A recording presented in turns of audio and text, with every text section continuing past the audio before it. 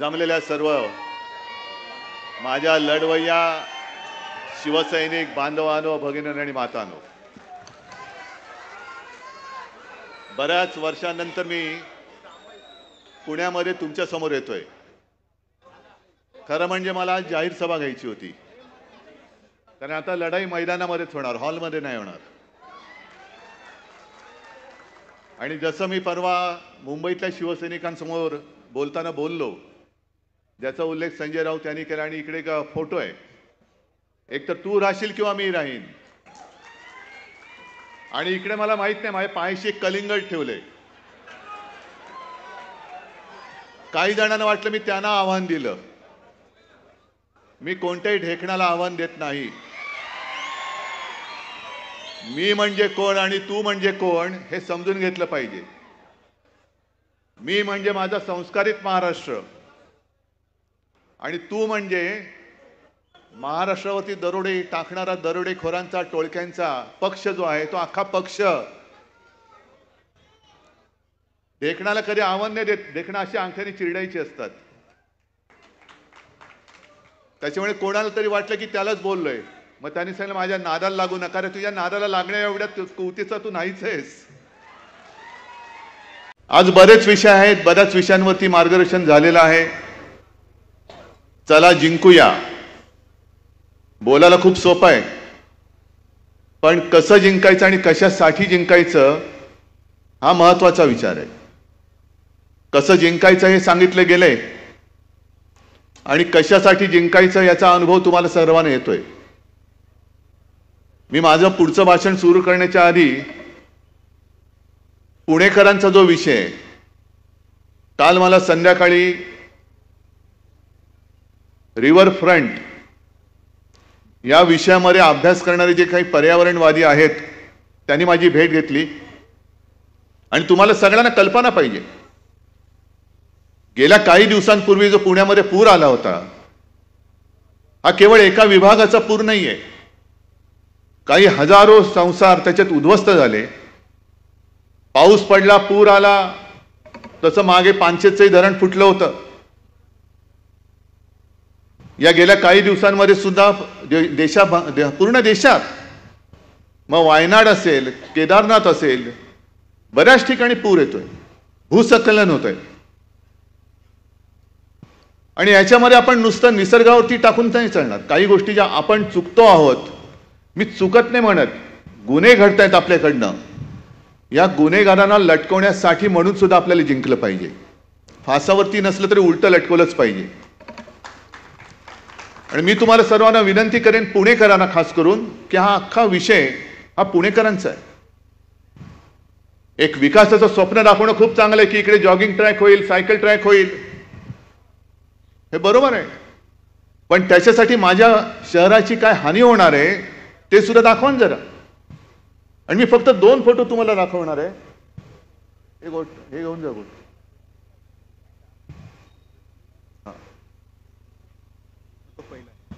हा पहिला फोटो एक दाखवतोय गुगल मॅपचा. मुंबईमध्ये जसं पूर आल्यानंतर आपण काही ठिकाणी त्याची उपाययोजना केली, तरी देखील यावर्षी आणखीन वेगळ्या ठिकाणी पाणी तुंबलं. कारण मुंबईमध्ये चाललेली बेसुमार नियोजन शून्य मेट्रोची कामं, अनेक ठिकाणी मुंबईकरांच्या पाण्यामध्ये, पिण्याच्या पाण्यात गटाराचं पाणी मिक्स होतंय, पोटाचे विकार होत आहेत. तसंच पुण्यामध्ये ही जी आपली मुळामुठ आहे, एकतर काही वर्षांपूर्वी तुम्हाला आठवत असेल नसेल, पण व्यंकय्या नायडू आले होते आणि त्यांनी विचारलं नदीचं नाव काय. मग त्यांना कोणीतरी सांगितलं की मुळामुठा. त्याला काही काय नावं आहेत, नावं कशी पाहिजे.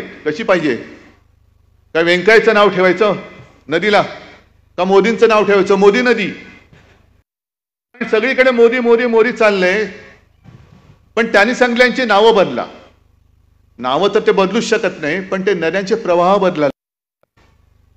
एक या नदीच्या प्रवाहामध्ये नाईक बेट आहे, नाईक बेट. पुणेकरांना आहे ना रे, हो की नाही. हे नाईक बेटाचा फोटो आहे, भर टाकण्यापूर्वीचा. तुम्हाला लांबून दिसणार नाही आहे. दोन्ही बाजूनी त्या नदीचा प्रवाह जातोय. आणि हा पुढचा जो फोटो आहे तो फोटो मी दाखवतो, त्याच नाईक बेटाचा आहे, पण एका बाजूनी पूर्णपणे भराव टाकून नदीचा प्रवाह बंद करून टाकला. मग नदी काय करणार, घुसणार नाही इकडे तिकडे. पण या लोकांचं काय जात नाही. का जिंकायचंय मला पुणे वाचवायचंय. मला पुण्याचा विकास, ज्याला शाश्वत विकास म्हणतोय, तो करून दाखवायचा आहे. आजपर्यंत मी कधीही मुख्यमंत्री होतो तेव्हा सुद्धा पुण्याच्या विकास कामामध्ये दखल घेतलेली नव्हती, कारण बसले होते इथले सुभेदार. म्हटलं ठीक आहे, तुम्ही चांग भलं करत असेल पुण्याचं तर करा. आणि आपल्या सत्तेच्या काळात ज्या गोष्टीला आपण स्टे दिला होता, आपली सत्ता, आपलं सरकार गद्दारी करून पाडल्यानंतर पुन्हा जोमाने तिकडे लाखो ट्रक ते सगळे डेबरी, राडा रोडा सगळे टाकून तो नदीचा प्रवाह बंद करून टाकला आणि पाणी माझ्या पुणेकरांच्या घरामध्ये घुसायला लागलं. याला विकास म्हणायचा? हा विकास नाही, हा विकार आहे. होय, भाजपला झालेला पैशाचा विकार आहे हा. आणि याच्यासाठी पुणेकरांनी उतरलं पाहिजे रस्त्यावरती. आपण जे उतरलो ना, एक तर तू राहशील किंवा मी राहीन, तो एवढ्यासाठी राहिले. तू बर्बादी करणारा, तू तर राहू शकत नाही. तुला घालवण्यासाठीच मी मैदानात उतरलेलो आहे.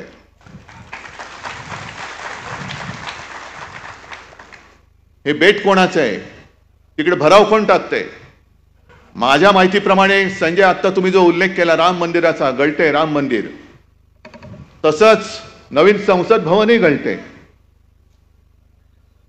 हे जे नवीन संसद भवन आहे ते ज्यांनी बांधलं तोच कॉन्ट्रॅक्टर या नदी बुजवण्याचं काम करतोय, ही माझी माहिती आहे. हा गुजरातचाच आहे, औरंगजेबाच्याच राज्यात जन्मलेला आहे. मग कॉन्ट्रॅक्टर माझा लाडका, मग काय पैसे गेले तरी जातील, जाऊ दे, पण माझ्या कॉन्ट्रॅक्टरची तुंबडी भरली पाहिजे. पुणेकर मेला तरी चालेल, पण नदी बंद झालीच पाहिजे. कॉन्ट्रॅक्टरच्या खिशामध्ये पैसा पडलाच पाहिजे. हे कॉन्ट्रॅक्टर सुद्धा त्यांना सांगतोय, जरा 3 महिने थांबवा, नंतर तुमचा सुद्धा हिशोब चुकता केल्याशिवाय राहणार नाही आम्ही. तुमचा हिशोब चुकता करू. अरे 14 महिन्यामध्ये अजून 1 वर्ष झाले नाही नवीन संसद भवन उघडून. 1 वर्ष झालं असेल जेमतेम.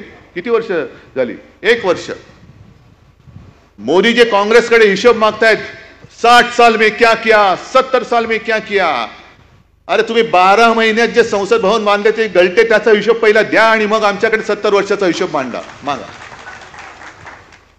70 साल में क्या किया. तुमचं सगळंच गळतंय. नाही म्हणजे जे बांधलंय ते मी बोलतोय.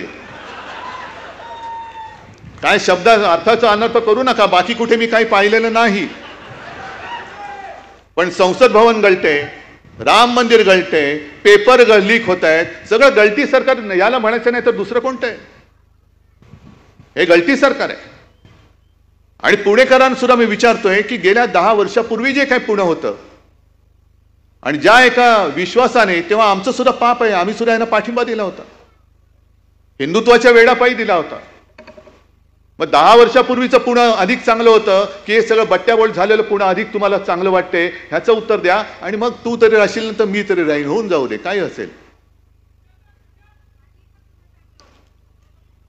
आता काय तुम्ही काय बोललात? खड्ड्याचं पुणे झालंय. सगळीकडेच खड्डे, मुंबईत सुद्धा खड्डे. म्हणजे जे छाती ठोकपणाने सांगत होते आमचे नितीन गडकरी की असे रस्ते मी बनवेन की 200 वर्षामध्ये खड्डेच पडणार नाही, अजूनही मुंबई गोवा रस्ता होत नाहीये. कोकणामध्ये जा, अजून गचके खातच जावं लागतं. गणपती बाप्पा चाकरमानी दरवर्षी तो सीझन आला की सगळे नाटकं होतात, सगळे राजकारणी जातात खड्डे बघायला. मग हे सगळे खड्डे जे आहेत त्याचा एक चांगला फोटो तयार करा आणि एक खड्डा पुरुष म्हणून पुरस्कार द्या त्यांना. खड्डा पुरुष, जसं युगपुरुष असतं तसं खड्डा पुरुष कोण? हे आमचे टरबूज जाऊ द्या, कुठेही खड्ड्यात घाला त्याला. गेल्या काही दिवसापूर्वी मला वाटतं ह्याच सभागृहात एक कार्यक्रम झाला असेल बहुतेक ना, झाला होता की नव्हता? कोणाचा? बालेवाडीला झाला होता. म्हणजे इतिहासामध्ये जर का आपण डोकावलं तर शाहिस्ते खान जरा तरी हुशार होता, त्याचं बोटावरती निभावलं. 3 बोटं इकडे पुण्यातच कापली गेली होती, पुन्हा महाराष्ट्रात नाही आला. नको रे बाबा, बोटावरती निभावलंय. त्यातनं काही शहाणपण यांनी घेतला असता तरी परत आले नसते. पण हे परत आले कशासाठी आले? महाराष्ट्राने जे फटके दिले त्याचे वळ कोणाकोणाच्या अंगावर कुठे कुठे कसे उठले ते वळ बघायला आले होते. अरे तुझ्या कुठे उठला, माझ्या कुठे उठला? आणि त्यांचे मोरके कोण कोण आले होते? अहमद शाह अब्दालीचा राजकीय वंशज अमित शहा.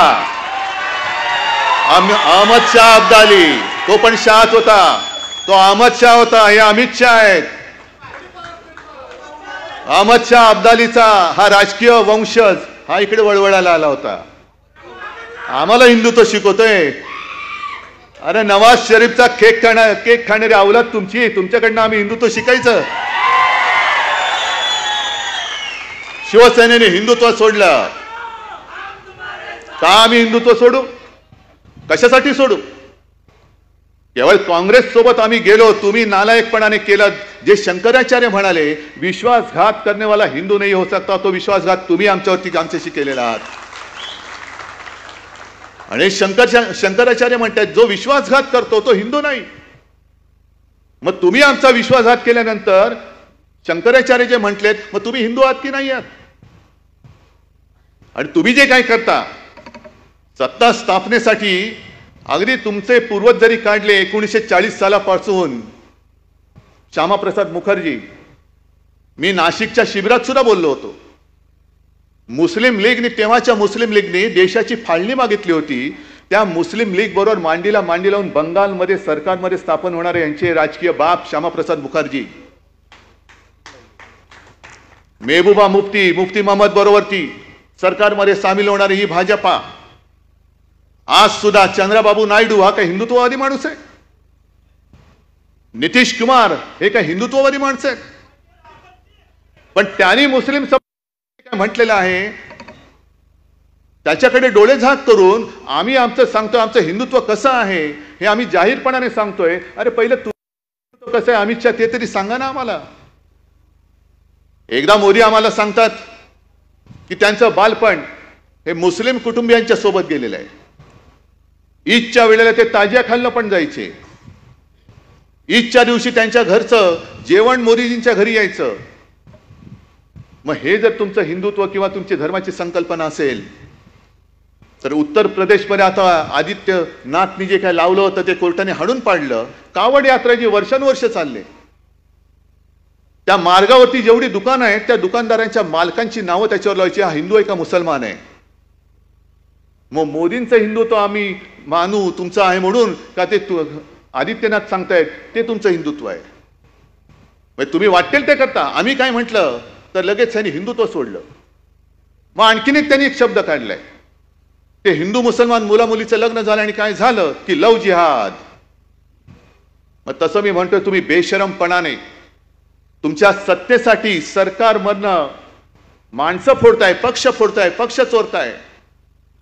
कोणत्याही पक्षाच्या जाहीरनाम्यामध्ये मुसलमानांसाठी काही जर का असेल तरी देखील तुम्ही त्यांना जवळ करताय.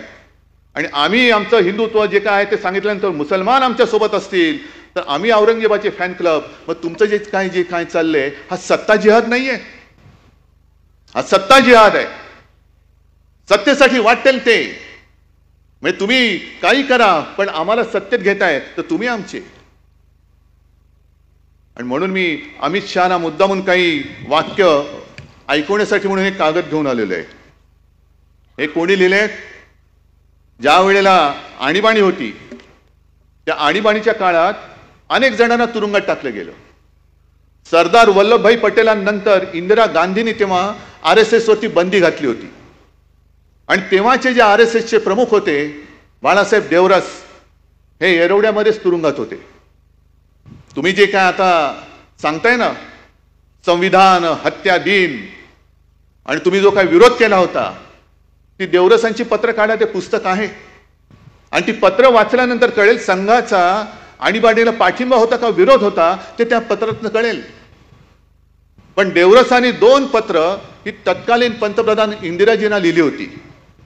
आणि त्याच्यामध्ये संघ म्हणजे काय आहे ते त्यांनी सांगितलं होतं. हिंदी में है, थोड़ा सा पढ़ने की कोशिश करता हूं. त्यांनी सांगितलं की राष्ट्रीय स्वयंसेवक संघ पर सांप्रदायिकता का आरोप करने वाले भी कुछ लोग हैं, पर उनका यह आरोप निराधार है. यद्यपि संघ का कार्यक्षेत्र संप्रति केवल हिंदू समाज तक ही सीमित है, फिर भी किसी अहिंदू के खिलाफ कुछ भी संघ में सिखाया नहीं जाता. संघ में मुसलमानों का द्वेष करना सिखाया जाता है, यह कहना भी सर्वथा असत्य है. इस्लाम धर्म, मोहम्मद पैगंबर, कुरान तथा ईसाई धर्म, ईसा मसीह, बाइबल, इनके संबंध में संघ में अनुचित शब्द का भी प्रयोग नहीं होता. इतना ही नहीं बल्कि सर्व धर्म समभाव यानी एक सत विप्रहा बहुधा वदंती, यह जो हिंदुओं की विशेषता है उसी को संघ सर्वोपरि मानता है. मग हे कोणाचा फॅन क्लब आहे? मग त्या अब्दालीला विचारा, अहमद शहाचा जो वंशज वळवळतो ना इकडे येऊन बोंबलून गेला, त्यांना विचारा की हे हिंदुत्व म्हणून तुम्हाला संघ नकोय का? निवडणुकीच्या शेवटच्या सुमारास नड्डा जे बोलले होते की आता आम्हाला संघाची गरज नाही, कारण संघाचं हिंदुत्व अमित शहाना मान्य आहे की नाही हे तुमच्या समोर मी जाहीर त्या अहमद शाह अब्दालीच्या राजकीय वंशज अमित शहाना विचारतोय. हे राजकीय वंशज आहेत त्यांचे. तोडा फोडा आणि राज्य करा. मराठी माणसाची सुराजी एकजूट आहे, हिंदूंची एकजूट आहे. जातीपाती धर्म भांडणं लावायची, समाजात भांडणं लावायची आणि स्वतःची घरं ही चांगली सजवायची, दुसऱ्यांची घरं जाळायची, त्यांच्या होळ्या पेटवायच्या आणि तुमच्या पोळ्या भाजायच्या. हे हिंदुत्व आमचं छत्रपती शिवाजी महाराजांनी आम्हाला नाही शिकवलं. हे अब्दाली, हे तुमच्या औरंगजेबाने तुम्हाला शिकवलेलं हिंदुत्व असेल कदाचित, ज्याला आम्ही हिंदुत्व मानत नाही, ज्याला आम्ही मानत नाही.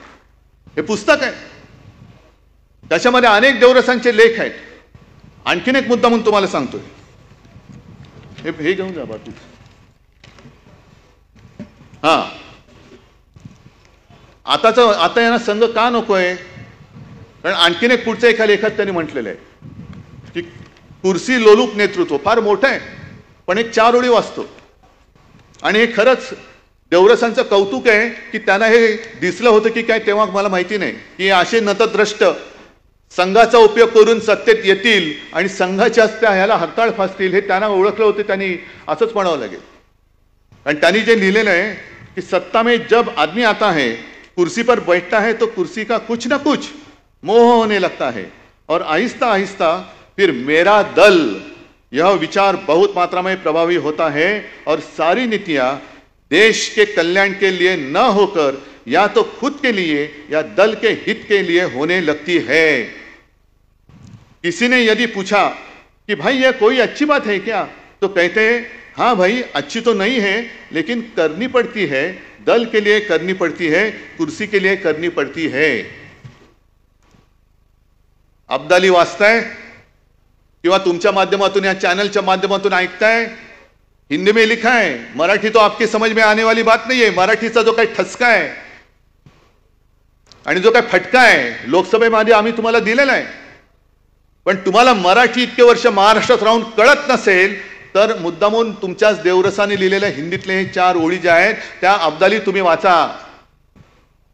आणि खुर्शीचा मोह काय आहे, पक्षाचा स्वार्थ कसा आहे, त्याच्यासाठी तुम्ही कसं काय सगळी वाट लावून काम करता आहात ते त्यांनी देवरसाने त्यावेळेला लिहून ठेवलेले आहे. आज इतक्या वर्षानंतर आम्हाला जे वाटत होतं की हिंदुत्व हिंदुत्व हिंदुत्व आहे ना, त्यावेळेला हा एक विचार होता, नक्की होता. पण आम्ही जे काही हिंदुत्व म्हणतोय तो हिंदुत्व हा छत्रपती शिवाजी महाराजांचा जो महाराष्ट्र धर्म आहे त्या महाराष्ट्राला धर्माला पुढे नेणारं आमचं हिंदुत्व आहे, साधू संतांचं हिंदुत्व आहे. आणि मी का तडफेने उतरलोय, एक गोष्ट आपण लक्षात घेतली पाहिजे की आपण जेव्हा म्हणतो हर हर महादेव, जय भवानी, जय शिवाजी, काय आपल्याला अधिकार काय आहे? छत्रपती शिवाजी महाराजांकडून असं आपण काय घेतलंय की त्यांच्या जयंत्या आपण साजऱ्या करतोय, राज्याभिषेक दिन साजरा करतोय, अगदी दैवतासारखी त्याची पूजा करतोय. जर महाराज तुमच्या समोर उभे राहिले आणि विचारलं काय रे तू असं माझ्याकडनं काय घेतलंस की असा मोठा रुबाबात माझं नाव घेतोयस, काय घेतलंस नेमकं, तर मला असं वाटतं आत्ताच्या काळामध्ये आपण तोच एक त्यांचा गुण घेतला पाहिजे मिर्झा राजे जयसिंग हिंदूच होता, पण औरंगजेबाच्या पदरी त्याचे पाय चाटणारा सरदार होता. जसे हे गद्दार तिकडे गेलेत आपलं सरकार पाडून,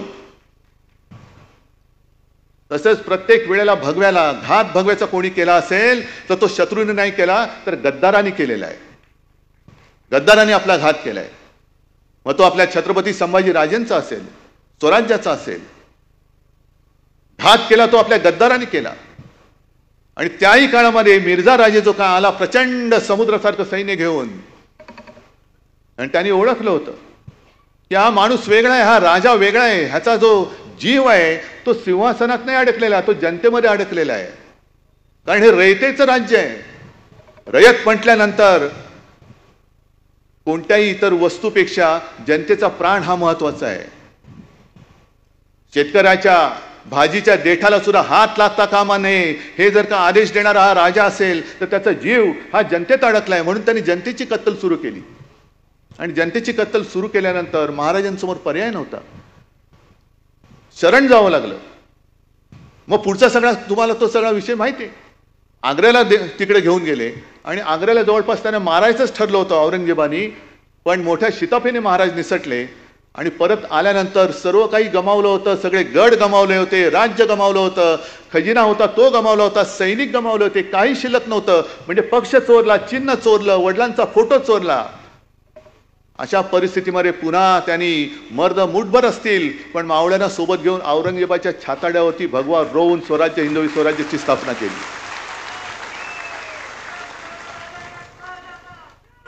मग आपण हे नाही करू शकत? आपण नाही करू शकत? अरे तेव्हाची लढाई वेगळी होती. तेव्हा ईडी, इन्कम टॅक्स, सीबीआय नव्हतं. सरळ तलवार घेऊन यायचे आणि जे मी म्हणतो ना, तू राहशील किंवा मी राहीन. जसा सिंहगडाच्या वेळेला तानाजी आणि तो उदयसिंग म्हणजे समोरासमोर भिडायचे, लढाई व्हायची, रक्तबंब वाढवायचे, कोणाचा हात कापला जायचा, कोणाची गर्दन छाटली जायची, कोणाचे पाय जायचे. तरी देखील उभं राहिलं का? चला जिंकूया. हा महाराजांनी तेव्हा सुद्धा एक आदेश दिला असेल, चला जिंकूया. का? कारण सगळं जे काही संकट आलं होतं ते संकट नेस्तनाबूत करून पुन्हा माझा पवित्र भगवा, हा हिंदू संस्कृतीचा भगवा, हा तिकडे मला रोवायलाच पाहिजे. त्या जिद्दीने महाराज परत आले आणि त्यांनी तो रोवून दाखवला. म्हणून आपण त्यांची पूजा करतो. मग इतिहासामध्ये आपली नोंद काय झाली पाहिजे? अरे नुसते नाव घेणारे होते नाही. मी तर असा विचार करतो की माझं प्रत्येक पाऊल छत्रपती शिवाजी महाराज आणि बाळासाहेब बघतायत की हा काय करतोय. शिवसेना प्रमुखांनी शिवसेनेची जबाबदारी माझ्यावरती सोपवली. शिवसेना म्हणजे नुसती यांच्यासारखा भाकड जनता पक्ष नाही, तर अन्याय जाळून टाकणारी मशाल आणि निखारा आहे तो निखारा. त्या निखाऱ्याची जबाबदारी त्यांनी माझ्यावरती सोपवलेली आहे. निखाऱ्याची जबाबदारी पेलणं हे फार मोठं काम आहे. मशाल सुद्धा हातामध्ये पेलणं हे फार मोठं काम आहे. कारण जी मशाल अन्याय जाळू शकते तीच मशाल घर सुद्धा जाळू शकते. आणि म्हणून मी जी मशाल निशाणी निवडलेली आहे ती जाणीवपूर्वक निवडलेली आहे. ठीक आहे, आज सुद्धा माझं आव्हान आहे. तुम्ही पक्ष चोरला, चिन्ह चोरलात, सुप्रीम कोर्टामध्ये निकाल लागणार आहे. उद्या का 6 तारखेला सुनावणी आहे. आमचा न्यायदेवतेवरती विश्वास आहे. येत्या 5, 10, 50 वर्षामध्ये निकाल नक्की लागेल. ना आता एवढा आमचा विश्वास आहे, आमचा अंधविश्वास आहे न्यायदेवतेवरती. एक 50 वर्षामध्ये निकाल नक्की लागेल. पण तो निकाल लागायचा तेव्हा लागेल मी जनतेच्या न्यायालयामध्ये निकाल मागण्यासाठी न्याय मागायला आलेलो आहे. आणि आजचं हे जे शिबिर आहे, हे शिबिर आणि तुम्ही सगळे माझे शिवसेनेचे वकील आहात. जनता आपला न्यायाधीश आहे आणि त्या न्यायाधीशाकडे जाऊन आपल्या संघटनेची, आपल्या शिवसेनेची बाजू मांडणारे तुम्ही शिवसेनेचे दूत आहात, शिवसेनेचे वकील आहात. ही जनता न्यायालयामध्ये सुनावणी आजपासून सुरू झाली आणि निवडणुकीचा निकाल लागेल तेव्हा जनतेच्या रूपाने बसलेला तिकडे तो जनता जनार्दन रूपी न्यायाधीश असेल. त्यांनी दिलेला न्याय हा आपल्या बाजूने असेल. हा मला आत्मविश्वास आहे. हा मला आत्मविश्वास आहे. बाकी कोर्टाला सुद्धा मी विनंती अनेकदा केलेली आहे. एक शेवटची विनंती करतो, नाही तर आम्ही आता नाद सोडतो. लोकशाही ही केवळ शिवसेनेची लढाई नाहीये. अपात्रतेचा निर्णय आता संपली, टर्म संपली. आता उद्या जरी त्यांना अपात्र ठरवलं तरी देखील उद्याची निवडणूक लढू शकतात. मग आम्हाला मिळाला कुठे न्याय? पण आज आम्ही तुमच्याकडे एका आशेने बघतोय की दिवसा ढवळ्या लोकशाहीचा खून करून चोर बाजार मांडणारे खुनी जर का आमच्या राज्यावरती राज्य करत असतील तर आम्ही कोर्टाकडनं अपेक्षा केल्यानंतर तिथून जर न्याय मिळायला विलंब होत असेल तर दुसरा आम्ही कोणाकडनं अपेक्षा करायची न्यायाची? मी माझ्या जनतेकडनंच करणार, कारण जनताच मग त्याला साक्षीदार आहे. जो गद्दारांनी चोर बाजार मांडलेला आहे संपूर्ण, आणि आता रेवड्या उडवत आहेत. एक तर लुटालूट प्रचंड चाललेली आहे. म्हणजे पुण्यामध्ये लुटतायत, मुंबईमध्ये लुटतायत, सगळीकडे कॉन्ट्रॅक्टर आणि कॉन्ट्रॅक्टर देऊन टाकतायत आणि त्या रूपाने पैसा उभारतात. हाच पैसा या निवडणुकीमध्ये वापरणार आणि हे कमी पडतंय म्हणून आता लाडकी बहीण असेल, आणखीन काही असेल, म्हणजे तुम्ही लाच घेऊन मतं विकत घ्यायला बघताय. महाराष्ट्र स्वाभिमानाने जगणार आहे, भिकेवरती जगणारा महाराष्ट्र नाहीये. महाराष्ट्राला पाहिजे त्या हक्काचं पाहिजे. आज सुद्धा त्या माऊलीला आपण मदत केली. शेतकरी काय मागतात ते द्या, त्या माऊलीला 1500 रुपये द्या, तिचा मुलगा येतोय परत. ज्या घरामध्ये शेतकऱ्याने आत्महत्या केल्या, अनेक घरामध्ये बेकार तरुण आहेत. तरुण गेल्या 10 वर्षापूर्वी काय त्यांचं वय होतं, आज त्यांचं काय वय आहे, आणि त्या घरामध्ये तुम्ही त्याच्या बहिणीला, त्याच्या आईला 1500 रुपये देऊन काय सांगणार आहात? 1500 रुपयामध्ये घर चालवणार आहात? मग हक्काचं द्यायचं नाही. जर तुम्ही हक्काचं मागाल तर याद राखा, मोदी आणि अब्दालीची हीच योजना आहे. आम्ही देऊ त्याच्यावरती जगा, पण हक्काचं कमवाल तर आम्ही तुमच्या मागे ईडी, इन्कम टॅक्स, सीबीआय लावू. इकडे स्वाभिमानाने नाही जगायचं, ताटमानेने जगाल तर याद राखा तुरुंगात टाकू. आमच्या समोर याल तर हातामध्ये भिकेचा कटोरा घेऊन आणि खाली मान घालून यायला पाहिजे. हे तुम्हाला मंजूर आहे? आणि ह्यालाच मी म्हणतो, एक तर मी तरी राहीन, नाही तर तू तरी राहशील. अन्यायावरती वार करणार तरी राहील, नाहीतर अन्याय करणार तरी राहील. हा लढा उद्धव ठाकरेचा नाहीये, हा लढा केवळ शिवसेनेचा नाहीये, हा लढा माझ्या छत्रपतींच्या महाराष्ट्राचा आहे. दरवेळेला जे आपण सांगतो, सेनापती बापटांचा दाखला देतो, महाराष्ट्र आधार या भारताचा, तो आधार भारत आज महाराष्ट्रामध्ये शोधतोय आणि एकदा आपण हे करून दाखवले. आज सुद्धा माझ्याकडे जे येतात, इतर राज्यातनं काही लोक येतात,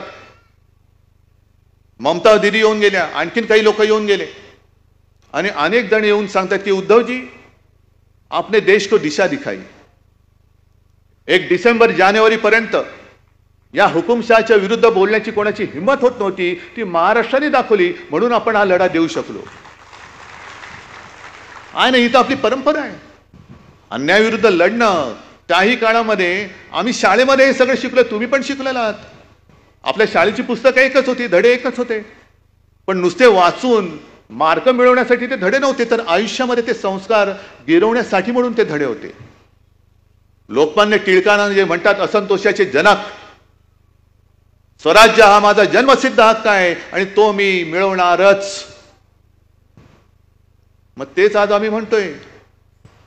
त्या काळामध्ये जसे टिळक हे महाराष्ट्राचे एक मराठी माणूस देशातल्या इंग्रजांच्या विरुद्धचा असंतोषाचा जनक झाला, तसं आज ह्या मोदी शहांच्या हुकुमशाही विरुद्ध माझा महाराष्ट्र आणि माझी शिवसेना ही आजच्या हुकुमशाहीच्या विरुद्धची असंतोषाची जनक आहे. आणि जसं ते म्हणाले होते की स्वराज्य हा माझा जन्मसिद्ध हक्क आहे, तो मी मिळवणारच, तसं आज सुद्धा आम्ही म्हणतोय की होय, स्वराज्य हा माझा जन्मसिद्ध हक्क आहे आणि तो मी राखणारच. म्हणून आम्हाला जिंकायचंय. कारण ही नुसती एवढ्या जागा पाहिजेत, तेवढ्या जागा पाहिजेत नाही, मला अख्खा महाराष्ट्र पाहिजे. मला महाराष्ट्राचा काना कोपरा हा स्वाभिमानाने उठलेला पाहिजे, पेटलेला पाहिजे. मला संपूर्ण महाराष्ट्रातल्या दऱ्याखोऱ्यांमध्ये या हुकुमशाही, व्यापारी हुकुमशहांच्या विरुद्ध एक रान किंवा वणवा पेटलेला पाहिजे. आणि ते वणवा पेटवण्याचं काम तुमच्यावरती दिलेलं आहे. आहे हिंमत तुमच्यामध्ये? करणार ती कामं? कारण हातामध्ये तलवार आहे, ठीक आहे, पण ही तलवार जसं त्या मुनगट्टीवाराने आणली, वाघ नख. अहो मुनगट्टीवार, नखाच्या मागे वाघ असतो ना, तेव्हा त्या वाघ नखाला अर्थ असतो.